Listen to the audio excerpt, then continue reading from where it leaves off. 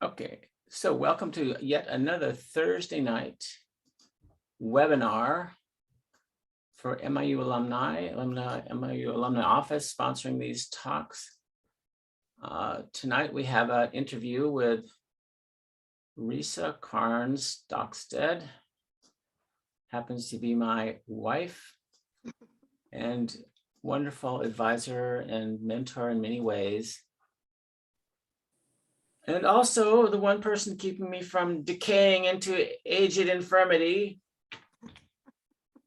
probably because she wants me to keep functional for a while. Right? And so I can keep doing the dishes and stuff. But so the thing is, Risë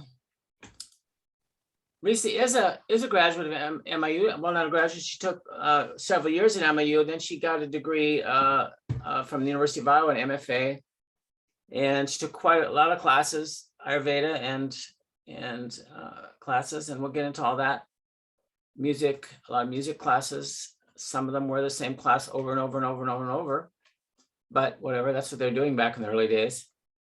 And so I'll interview her a little bit, give a little bit of her story, and then we'll talk a little bit what's coming up next. But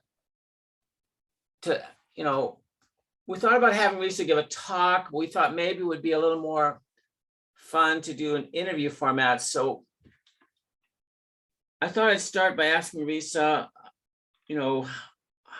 about her early involvement with dance, what her early experience was that brought her to the place where she ended up performing in New York City and doing Bharatanatyam and things like that. So let's just start with a little bit of dance history, if you don't mind, Risë. Sure. Well, thank you for having me, Paul, and being here. And thank you for everyone that joined. So I grew up in Cedar Rapids, and at a very interesting time where there were two unusual dance teachers there. Julia Bennett, she was British and she was from India. She was raised in the colonial days there. And Edna Demon, who was from Cedar Rapids and had gone to New York and had danced with a South Indian dance teacher. And this would have been around the time in the late 20s. And these two women met and came back to Cedar Rapids and brought a lot of their expertise. Julia had studied opera and dance and flamenco, and Miss Demon brought Bharatanatyam, as well as they both did ballet and pointe. So I got quite a wide range of exceptionally artistic training, both in ballet and pointe. And the productions that we did were like Les Sophie. They're very profound productions, as opposed to the kind of competition dance that's being done now. I had studied flamenco and castanets, but it was one year where they brought in Kamala Narayan, and she's a South Indian Bharatanatyam teacher, but also a South Indian movie star at the time. And this would have been around the 60s to 80s that she would have been a movie star. And she gave a workshop to us, and I loved it. I mean, I had always loved the Bharatanatyam. I loved all the gestures and the miming and the rhythms. And the music. It all spoke to me. And when she would perform, I just wept. I didn't know why I was crying, but I just wept. And so I was in high school, and she invited me to come to New York to be in a dance drama.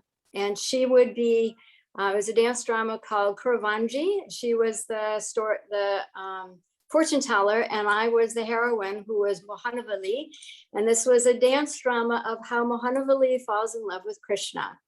Now, my background was that I was raised Baptist, and yet this was all just so natural to me to do this, to have the rhythms and the gestures and the expression. And so we lived out in Queens, and she had a little book that she would open and learn the music. and create the choreography from her book that appeared to me as though it had Sanskrit in it. And we had a few other groups of students of hers that were joined in, and then we traveled around to different places to do performances. And then we also had, with the performances, we also had the Gandharvans that joined us. So we had a tabla player and a sitar and a veena and the drone box. And so it was really quite an experience as a high schooler to have that opportunity to travel around with her. In addition to that, to have the background of very qualified ballet and point work, castanets, a little bit of flamenco. And from there, I opted at 18, since I'd already had the experience of being in New York with Kamala, that I would go to New York instead of college. And because this was the time to dance, and I can always do education later, was kind of my thinking. And so I went to New York, and I knew, many of you may not know that I'm fairly short in stature. So I knew I would never be a ballet dancer, but I wanted to expand my horizons because I hadn't had much modern or jazz. And I had found a group that was jazz based, and the jazz absolutely made sense because actually through dance history, jazz has a lot of roots from Bharatanatyam. And a man named Jack Cole had taken derivatives of this and westernized it. And later, throughout the years, it became more and more Americanized. So the rhythms and the foot patterns, the arm positions, all of that made sense with the jazz. And I was in a jazz dance company for about 7 years. It was Laurie DeVito and dancers. And I will just acknowledge we didn't do anything big, no big stage productions. They were all relatively in-house studio productions and a few kind of around the area, what do you want to say, creative showcase types of things. But by the time I hit, Saturn return, for those of you that might be aware of Jyotish, I kind of thought, okay, I've had my days, and now I need to find my potential. Not that dance wasn't my potential, but I could tell I wasn't going to utilize this in a choreographic or a teaching type way in this regard. So my dad suggested I learn to meditate, and that I could go to NYU and learn non-traditional things like Ayurveda and Sanskrit. And those just, at that, again, because of my experience with Kamala, I just went, wow, this is incredible. And in 92 came to NYU and had quite a big, I guess you could say, awakening in terms of the contrast of living and what I'm doing, and the sheer deep satisfaction of being exposed to knowledge. But of course, that meant that everything that I had done had to be moved over there. And now this is much more of a, what I would call in quotation marks, like confined space, where you're focused on your learning, your meditation, you're in the room, you're in the classroom, you're in the dome, you're in, it's not the big movement type of thing that I had been in. And so I had done a year of the Ayurveda, which was very insightful and very, again, awakening in a different way in terms of physiology. And then I decided that at the time, NYU had a Gandharva, it had a Western music and Gandharva program. And I thought, I could switch over to Gandharva. I could fulfill that area of my world again. And then wouldn't that be exciting? So I moved over to the Gandharva program, and I learned to play tablas of all things. And I learned to play the veena. And I think next week, Jenny Rothenberg is going to be on. And so if any of you return to listen to Jenny, Jenny and I would perform together. She did sitar and I did tabla. Go figure. I mean, who would guess, right? So that was a real joy. That was a real joy to learn that and learn the Gandharva music and learn what I had been exposed to. And how cool that was that I had that opportunity. After my third year, I kind of felt like, okay, music, this was really great. But again, there's just that sense, that inner push that says, you're not going to do this when you leave here. So there's a sense of, wow, I'll just look at the program at University of Iowa. So I'll go to University of Iowa just to see the program, see what it is, would I have any interest in it? And dance program. Yeah, University of Iowa dance program. Right. And really just an exploration, but the chairwoman at the department, we had a conversation, said, she went, oh, you've had 10 years of New York experience in dance with these people, because I could just kind of make a list. And you've had 3 years over here. You don't need to have a degree. You just come into our program and get your MFA. That's actually called an MA en passant, MA in passing. They give you a BA en passant. They give you a BA in the course of your MA. So that's kind of how it works. That's frequently done.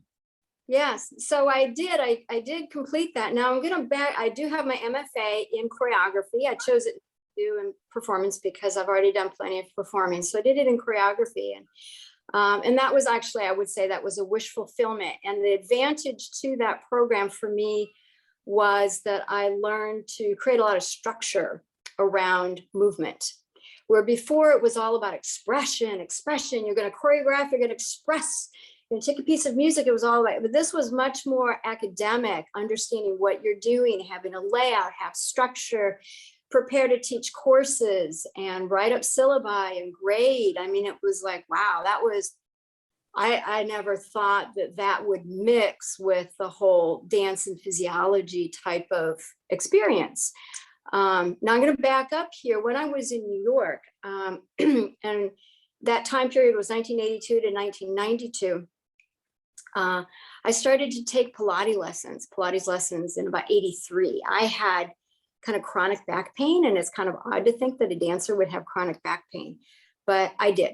And somebody recommended that. So I got introduced to that way back when. And it helped me so much in terms of, I could easily say in terms of conditioning, but in terms of understanding how I'm doing what I'm doing, right? Because in dance, there's so much discipline in doing what you're told, in doing line, shape, staying with rhythm. But in Pilates, I could focus on alignment. I didn't have all the extra stimuli pulling me out to be with the music or to be expressive. I could actually be inward and think about, what am I doing and how am I executing that? How am I laying down a base so that I can take that out and be functional with it wherever I wanted it to be? So I got started with that at that time. And to just give a little background, at that time, there was no codification for Pilates. So in order to be a Pilates teacher, you would have to be an apprentice and walk around a teacher for about a year, just apprenticing them. And I'm like, well, I don't have any means to do that. I would like to take some kind of class and get some kind of certification or something. Well, in the early 90s, that was just getting going. The certifications, the codifications, they were in their beginning stages. So after my 3 years of time period at NYU, these things are now available, right? Certifications, they've been in the mix, they've been tried out, were now available. And so when I was at U of I started to go to Canada to do my training, go to Canada and come back. And I would teach Pilates in the university setting. And I would go, and when I finished with my degree, I completed all of my training. For those of you that don't know, Pilates isn't just mat work, but it has a lot of different equipment that works with springs. And I had been teaching kinesiology in the university setting and introducing students to this field. So after my degree, I completed all my education up in Canada, and I came back here to Fairfield and opened a fully equipped studio in 1998 at the beginning. And just as a little fun fact, it was the first fully equipped studio in Iowa. And in essence, I became a Pilates pioneer. But all of the academic stuff that I had gone through helped in structuring and bringing it to the public. And all of the expression and history of movement and the different styles that I've learned has helped me relate to other people and other cultures and things of that nature. So in essence, I became a licensed facility for this particular company in Canada and became an instructor trainer. And during 7 years of time here in Fairfield, it was just the opportune time where a lot of people were coming in. I ended up training about 500 people to be teachers. And that was really cool because I had the opportunity also to help sort out how does someone learn, right?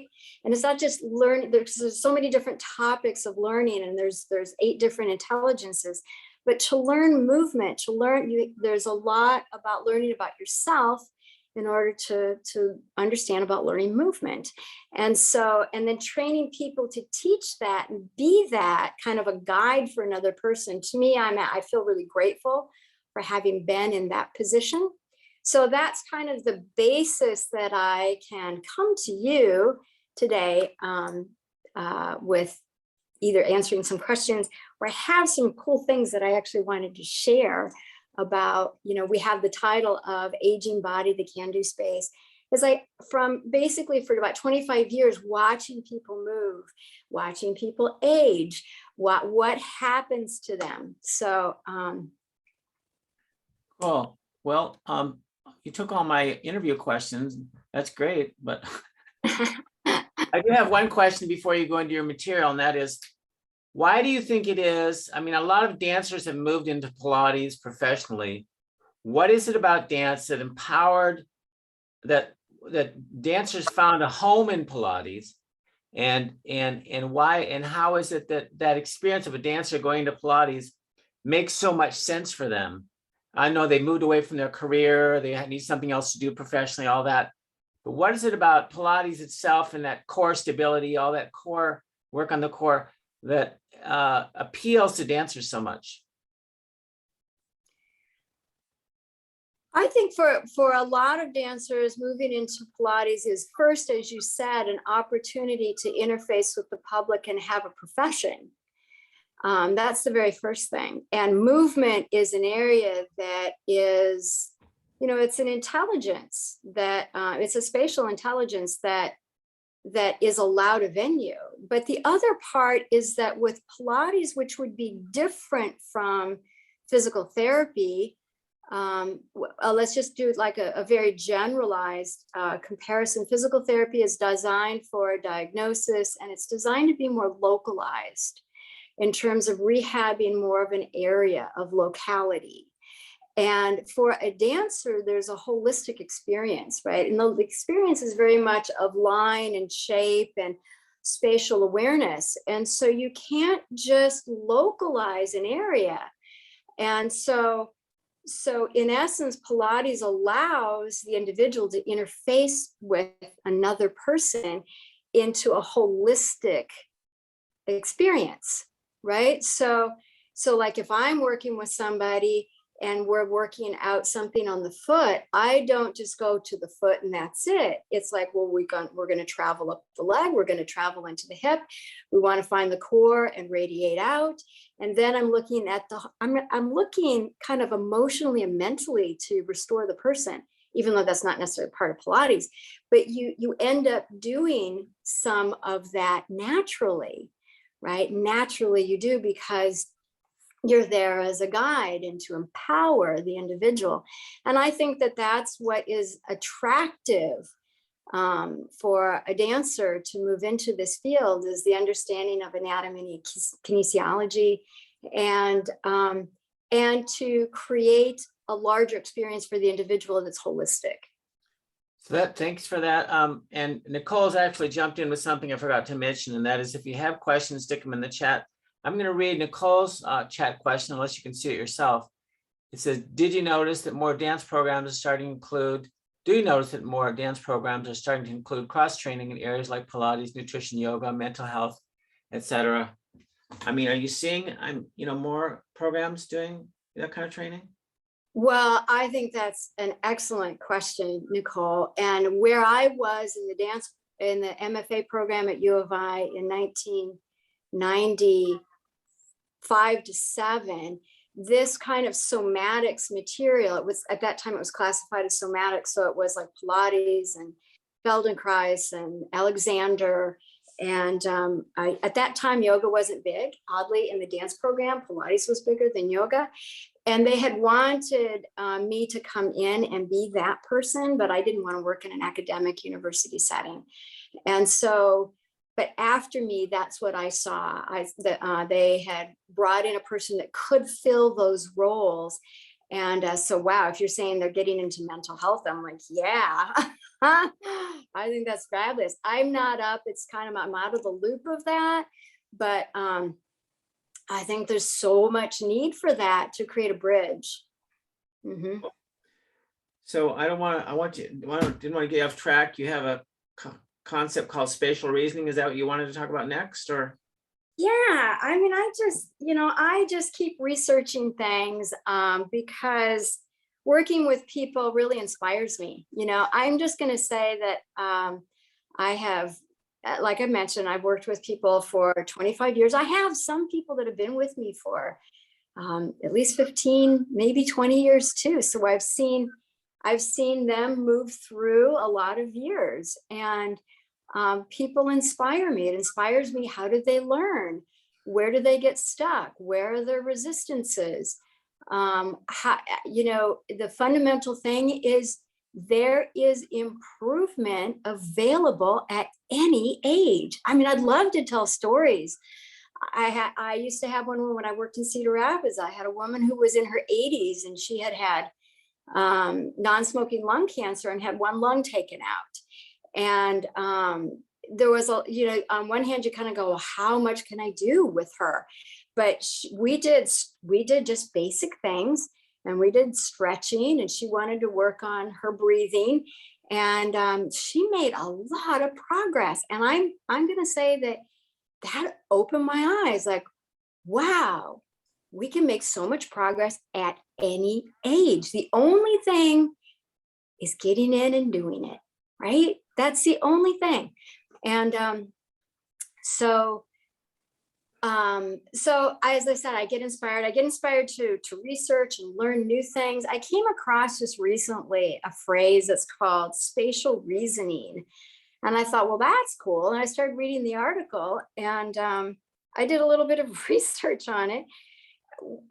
So spatial reasoning, and I'm using this to tie into kind of the can-do place, because that was the title of this, but to just kind of have this in your awareness that spatial reasoning, of course, is knowing where your body is in space in relationship to other people or to objects.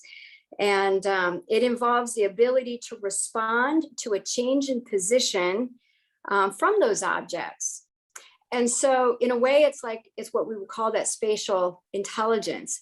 Now, we have 3 planes of movement that we engage in: the sagittal plane, which is moving forward and backwards, the frontal plane, which is moving side to side, and the transverse plane, which is rotation and rotation in any joint. And each one of those has an axis of rotation.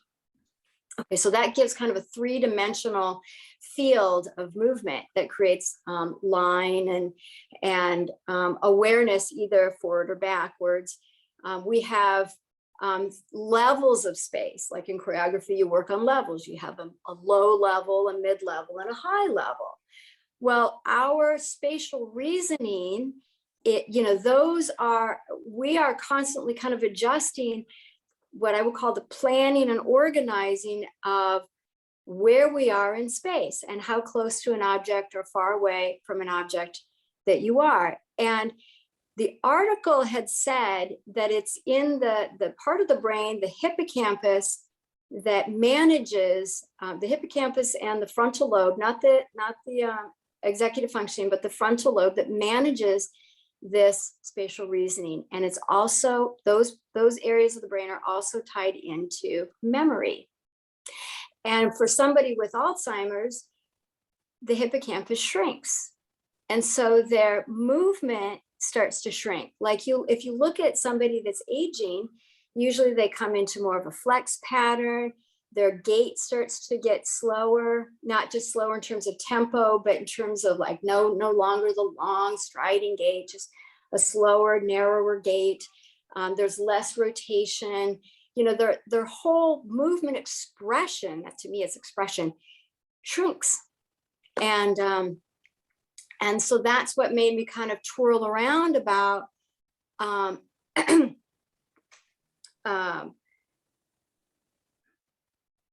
pursuing and stimulating how you think about where you are in space. There's two other parts that are components to this, and this is what we will call like a sensory experience, which is we talk about balance and proprioception, right? So in general, balance is just being upright. Did you fall over? Did you stay upright? Okay, but proprioception is part of that spatial reasoning, which is where am I in space, and not the I in space, but like where's my, you know, how much is my hand close to my body? Is my hand far away from my body? Am I close to this object? Am I far away from that object? Are my knees bent? Are they straight? Because proprioception is part of reflexes. Like your eyes have a reflex to right the horizon. You know, if I lean to the side, I'm going to want to tilt my head to right the horizon, right? My vestibular system is part of that. It manages movement. We have all these different complexes to help us understand our relationship to space. And I believe that if we stimulate where we are in space, that we can expand our memory and our sense of well-being. And I was kind of like, wow, I have some research here that backs up my experience of working with people, where when we do basic exercises and we do them on different surfaces and different levels, you can do the same exercise on the floor, on a surface, on a higher surface, and they'll all feel different. You can do it over a curved surface. You know, you could do it on a chair. You can do it on a park bench, you know what I mean? And it'll all feel a little different, because what you're doing is you're stimulating, oh, I'm in a different place in space. You know, just like with children crawl around, they crawl underneath things, they climb up trees, they hang from jungle gyms, and we take them to do this stuff to develop their brain. We could be thinking about that for ourselves as we age, right? Crawl around on the floor, not unless it's unsafe, right? But in terms of, these are generalizations. Get down on the floor, get back up. You have to plan and organize. How are you going to do that? So anyway, this is just kind of some of this material here. I'm just looking at my notes to see if I left off anything. Oh, I did leave off something, and that is it's called the stretch reflex, which is part of proprioception. And that is it discriminates positions, reaction time, spatial location, and efficient movement. But just stay moving, basically stay moving. Now, I know there was a question, and I'm going to come back to where I was there. Nicole had a question. I'm not sure, where do I go to? It's in the chat. You know where the chat button is? I don't. It's at the bottom. It's the bottom. It's the bottom. There's a little chat button. At the bottom, there's a chat button. Down, anyway, I'll read it to you if you can't find it at the bottom. Just take your mouse down at the bottom. Anyway, as a trainer, do you feel like you can see someone's occupation or habits even before they tell you, by seeing the movement patterns ingrained in their body? Can you guess what they do? Are you a Sherlock Holmes and can guess what their work is? Well, certainly. Sherlock Holmes, I should say. That's a really cool question, Nicole. I don't think I would be very specific just in looking at them, like to say, oh yeah, you're an accountant And you're into knowledge. You sit in the dome a lot.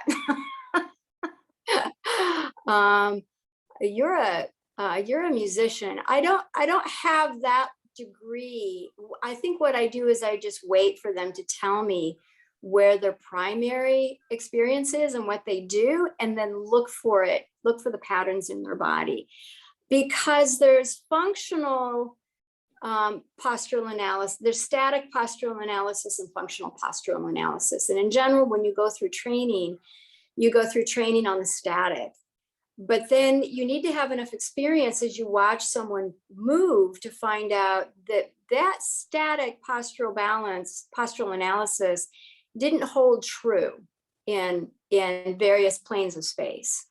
And so, but I am, I'm kind of also acknowledging, how they talk to me.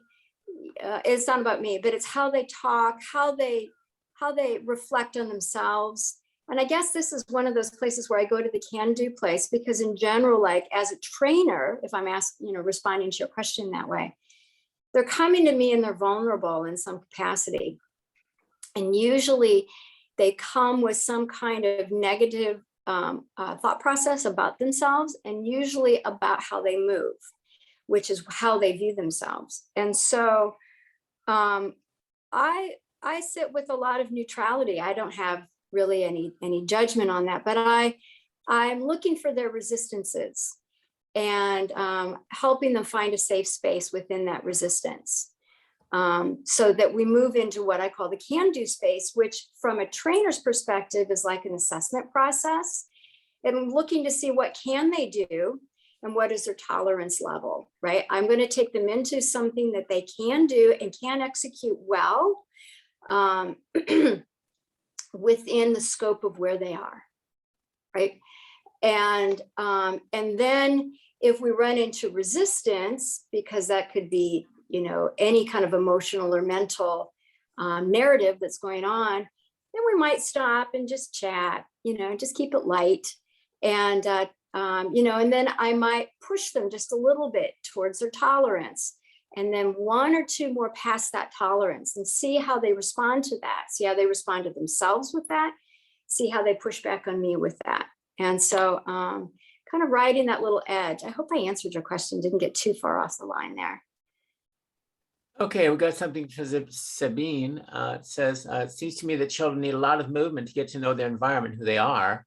However, as soon as they enter the school system, they're trained to be quiet and sit in their chair most of the day, which makes me think that the school system is systematically underdeveloping young kids' brain potential. I see boys especially suffering from that. They seem to need the movement much more than little girls. Do you have any comment or experience on that? Well, I do have a lot of experience having a son, but going into that, my comment on that is that school is there to teach more than just the subjects. I'm all for movement for sure, and think that sitting is excessive in school, that there could be a lot more surfaces. Kids can lie around on the floor and still learn, sit on the floor, lie around on the floor, have different surfaces to sit on, just to kind of stimulate, just to stimulate the physiology. But that school is more, you're learning more than just the subjects. You're having to learn to discipline yourself. You're learning a lot of socialization. You're learning structure and authority, and in a way, and different intelligences. I mean, school is really an opportunity to kind of enliven the different intelligences. I mean, I don't know if I remember all 8 of them, but certainly the fundamentals that we all know in terms of intelligences are math, reading, music, spatial, but then there's like Verbal. Right, verbal, right, writing and verbal. And then there's the ones like interpersonal. These other ones are the social ones. If anybody knows, Emotional intelligence. Right, the different emotional intelligences of and so in a way, school is designed to, hopefully designed to enliven those and give you feedback. But yeah, I'm not much for sitting at a desk. I mean, that's really hard for a lot of people, a lot of children in particular, because moving is a natural expression of learning. And so, yeah, that's a great question. That's a great question. I'm going to throw out a phrase for you and have you riff on it, if you will. Okay. The phrase is not in their body. What does that mean to you? Well, that's funny that you bring that up. Not in their body. That would be what I would have experienced as a trainer for an individual that has lost integration into their body.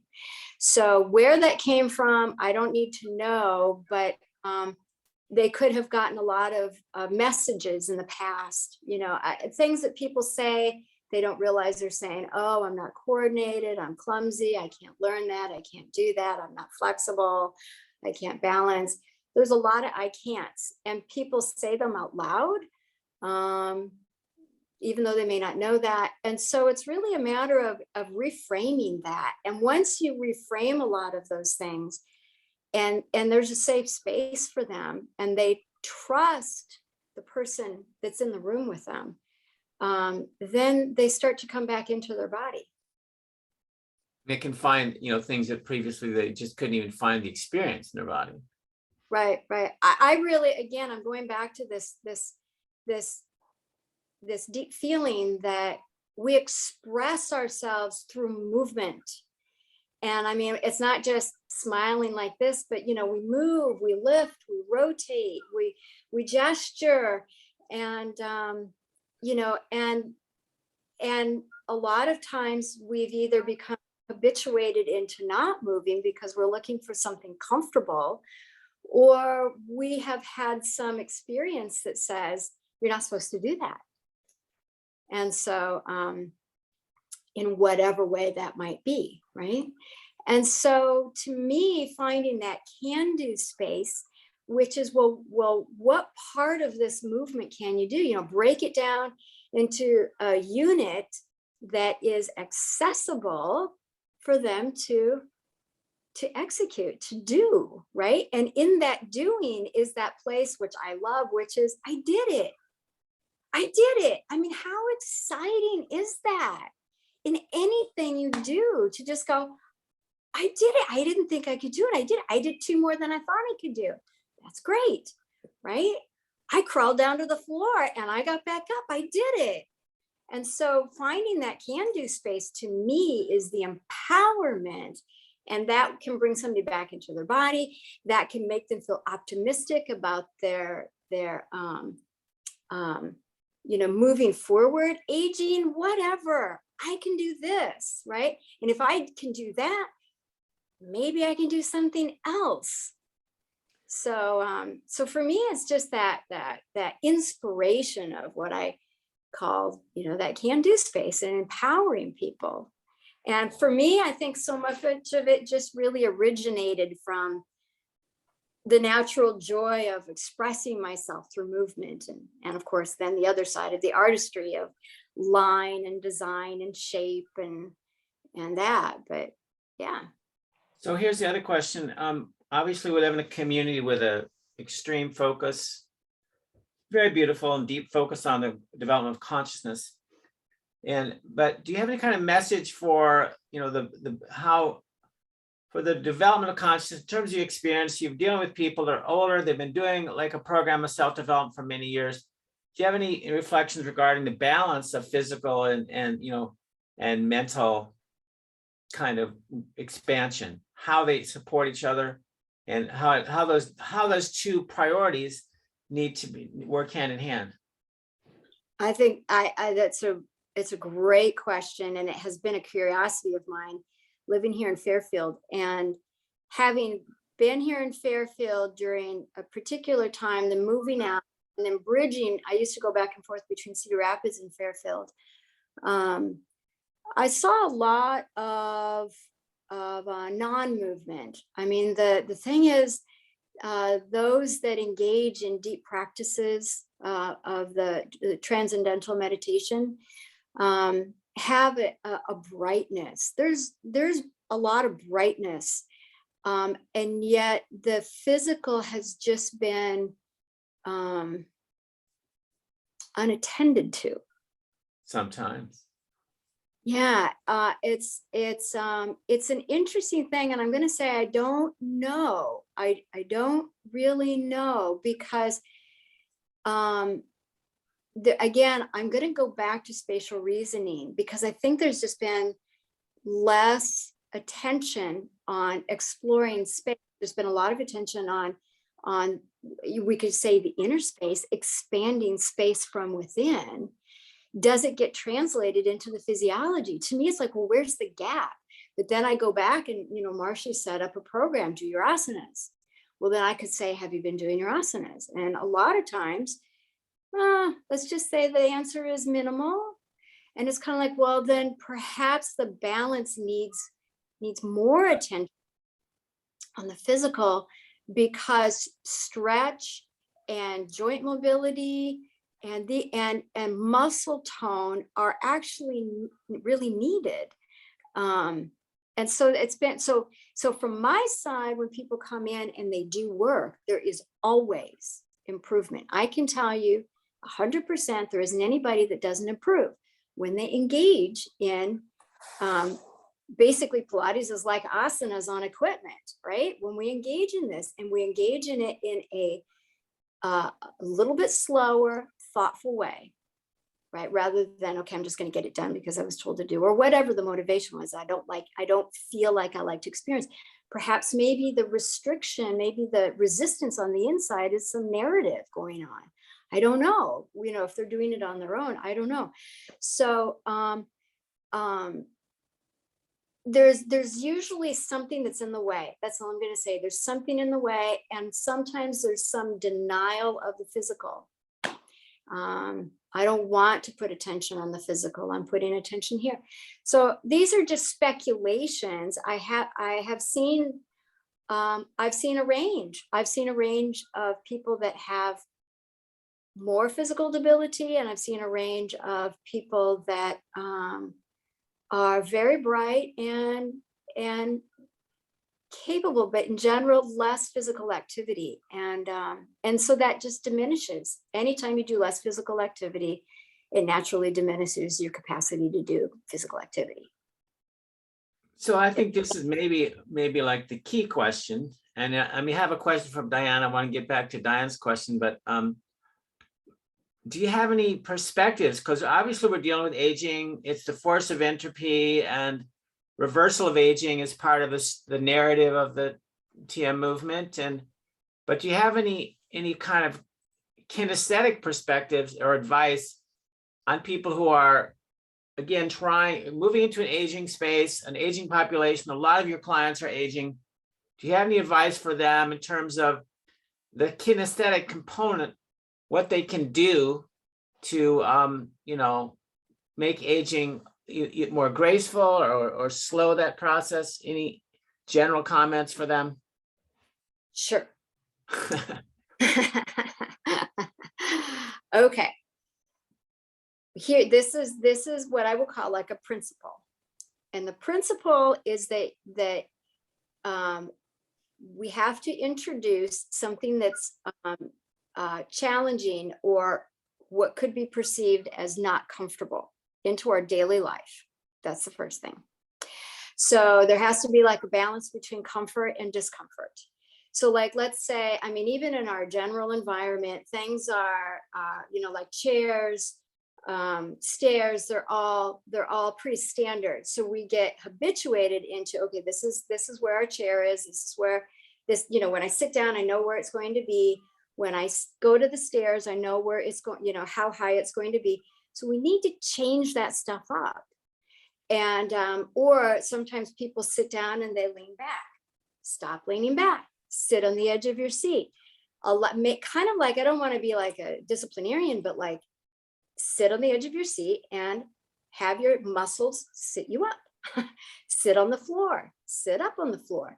Things you build into your daily routine so that you choose a little bit of discomfort rather than going for the comfortable, right? Going for the comfortable, sitting, or I don't feel like doing that, relaxes the muscle. You end up relaxing the muscles, you lose your muscle tone. So you have to build this stuff in. You can build in different surfaces. Like you could put your foot up on a chair and lunge into that. Now, I am making general suggestions, so this might not apply to everybody, but step up and down, do stretches, use things you can bend to the side and stretch. You can turn and rotate. You can put your hands in on the sink and lean back. You can do squats with your hands on the sink or the countertop. You can do push-ups against the wall. I mean, literally anything that you choose to do that's not comfortable within tolerance is your can-do space. If you're used to walking just a short distance, like simple things you've heard before, like instead of parking in the parking lot close to the place, park far away and walk further away. Walk between the cars in a parking lot as opposed to a straight line, because that's spatial reasoning. If you're going out for a walk, don't choose the sidewalk, go somewhere off the path and walk around things. That's spatial reasoning, right? Get down to the floor and crawl around, look under the bed and see what's under there, right? Climb up on something within your tolerance, and do arm movements, things that are, and then once you learn what your can-do space is, then you can build yourself a little program. Like, all right, I'm going to raise and lower my arms 10 times today. I'm going to open and close them. I'm going to squeeze my shoulder blades together. I mean, whatever your body can do, then choose to do 10 of them. Or whatever your can-do space is. You go, oh, I can't do that. Well, then you ask yourself, how many can I do? 1? Could I do 2? How about 3? Okay, I can do 3, but that's enough. Great. Then you go, I did it. I did 3, right? And then you do the next day, you do 3 again. You can ask yourself, hey, you think you do 1 more? No. All right, fair enough. We'll leave it till the next day. But otherwise you go, oh, I could do 1 more. Then you go, yeah, I did it, right? And it's that basis that keeps you pushing back the compression of aging, right? Growing up is fun, you get to build, but aging, you have to keep pushing this compression isn't the word I'm looking for, but I think you get what I'm talking about. This is coming at me, right? It's a decline. You have to keep pushing back the decline so that you're mobile and functional. And that is how you can express yourself, right? It's not just, what can I do? Can I still do the laundry today? But it's also the fundamental thing is being able to express yourself with that joy and that light and that space from within that you can do. So I think the basic answer is get outside the box and hit it with a baseball bat. Oh. Do things differently. Do things differently, even take a different route home, right? Sometimes you get, just do things different. You have to introduce some discomfort every day. Like maybe I sit down on the floor. I'm like, I don't want to sit down on the floor. I really want to just lie down. Well, how about 10 minutes you sit up?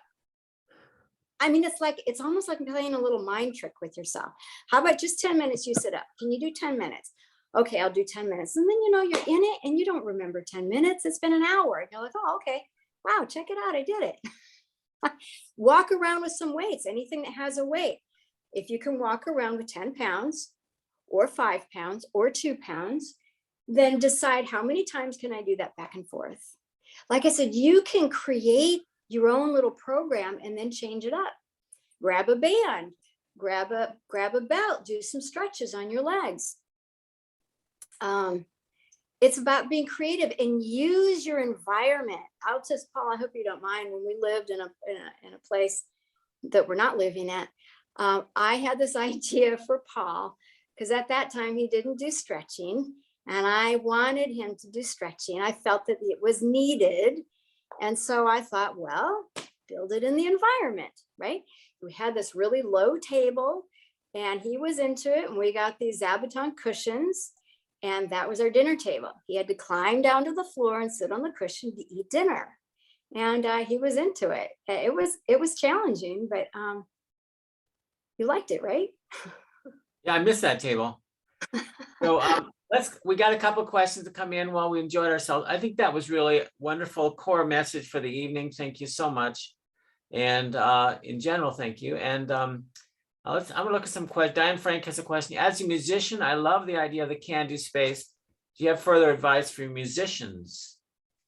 Oh, yeah. Now, can you be more specific, Diane, about like playing music, learning music? We're struggling with learning music ourselves right now. Yeah. Okay, well, I'm a cellist, and it's very physical, and sometimes I can't express physically what's very deep inside me because I'm not a professional. I don't have the training my teacher did, and I like the idea of expanding. So I want to kind of get some ideas about what I can do physically to express what's deep inside me. Honestly, I think that just having a safe space where you can just play music and allow your body to move, first off, would be just getting acquainted with your sense of rhythm, gravity, your spinal movements, kind of like just look and see, well, how could my arms express this, the feeling level? How could my spine express it? How could my head express it? You can kind of just take different areas and see if you could it'd be called nonverbal communication. See if you could express that through movement in that way, just by focusing on an area.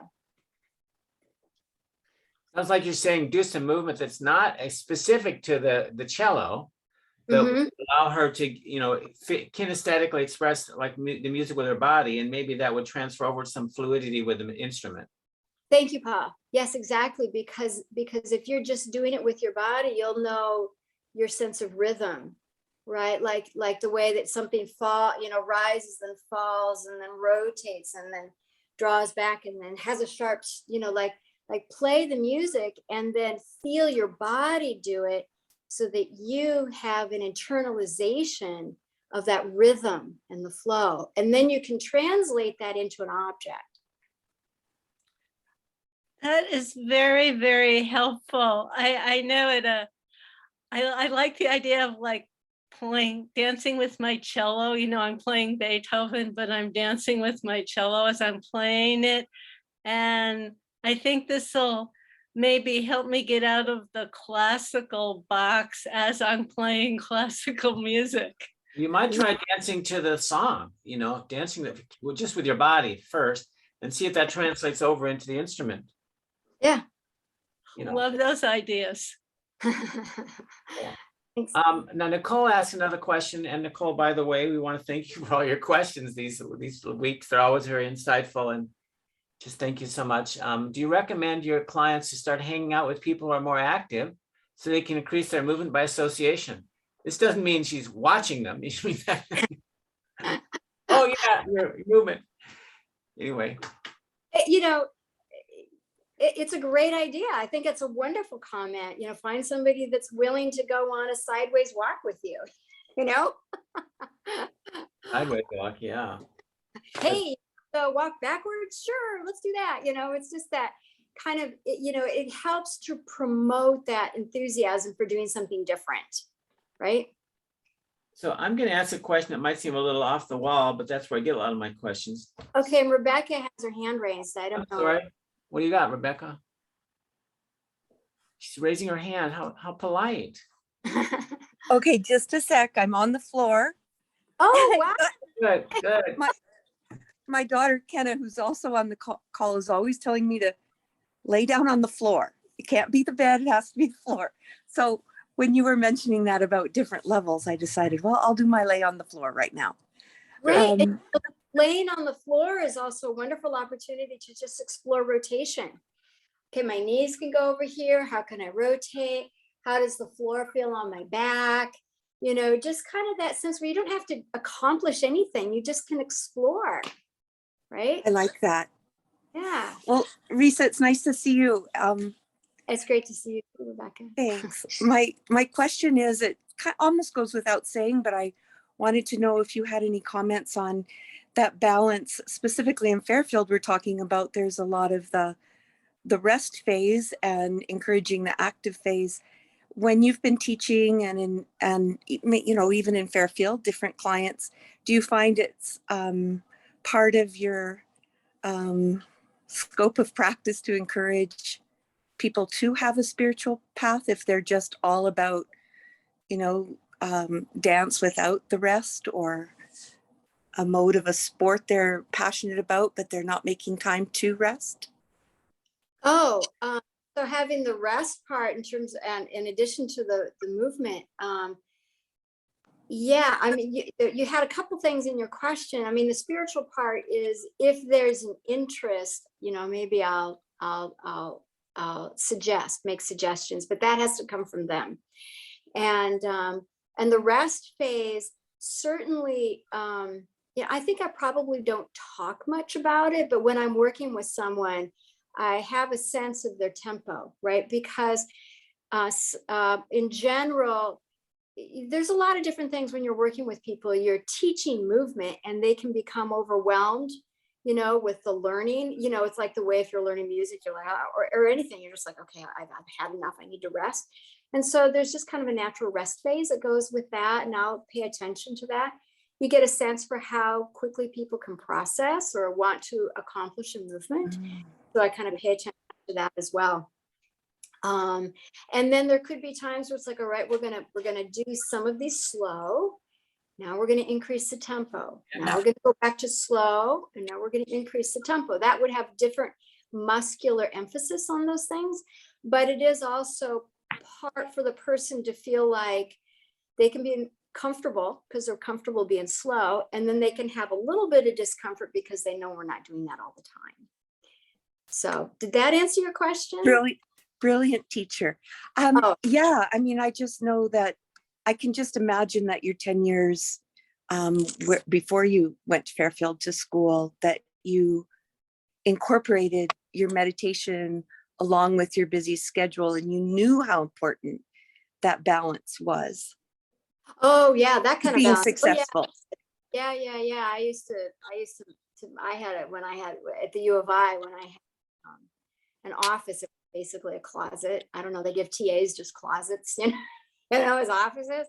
And I had a little mat, and I would just close the door. I had a mat, and I meditated on the floor in that closet. I mean, literally, it was a closet. But I'm like, nope, I got to do this, because that keeps me fresh, right? It keeps me fresh, and it keeps that inner flow and that connection to myself lively. So yeah. So the question I had to do with Thank you. Thanks, Rebecca. Question I had to do with a sport that I watch a lot, and it's, believe it or not, it's pickleball. And you know, I'm really fascinated by a lot how popular this is with older adults, and how, you know, engaged it is for them kinesthetically as well as socially. Mm-hmm. And I just think it's a nice thing to see older adults. A lot of these people, I didn't know they actually had legs. I thought they were just sitting behind a desk. And, you know, seeing a 70-year-old woman running, you know, literally running, it's just wonderful to see, you know. So I think a lot of people are engaged kinesthetically. And I think, anyway, I know it's an unusual topic, but I really like things like that. Seeing people out doing. Pickleball is actually just a very accessible sport, because there's its learning curve isn't as big as some of the other sports, say like tennis. So it's accessible, but it's also wonderful because it does apply those different levels. You have a low level, a medium level, and a high level in terms, and then you're using all three planes of space. A lot of times, you know, as we age, we reduce our side to side motion. We're not moving sideways anymore like we used to. We're pretty much just moving forward. So pickleball, you're going to be going forward, you're going to be going side. You have to navigate your relationship to the net and your other partner. So it really engages a lot of that spatial reasoning, and stimulates that part of the brain, and the whole system as a proprioception system. So thanks for that shout out to my pickleball friends. Now I want to comment that a little bit of, you know, they could balance that off with a little bit of stretch or conditioning for certain areas, But, otherwise, I'm just thrilled when people are engaged in a sport like that. So I want to mention that we're at 8:30. I think it's charming because in our discussions, you just weren't sure that we'd have enough material to fill an hour. Here we are. I think it's obvious there's been abundance of wonderful material. Thank you so much. Well, And thank you for having me, and I appreciate all the questions. I think they're good questions. I love questions. So thank you for those that submitted questions, and thank you, Diane. I didn't thank you too, and Nicole, and so that's wonderful. And thank you all for coming. I appreciate that you all are here tonight and listening to an area that brings a lot of joy and passion to my life. Mm-hmm. thank you so much, Risë. I'm going to stop recording and make a few announcements. Okay. So there we have it. So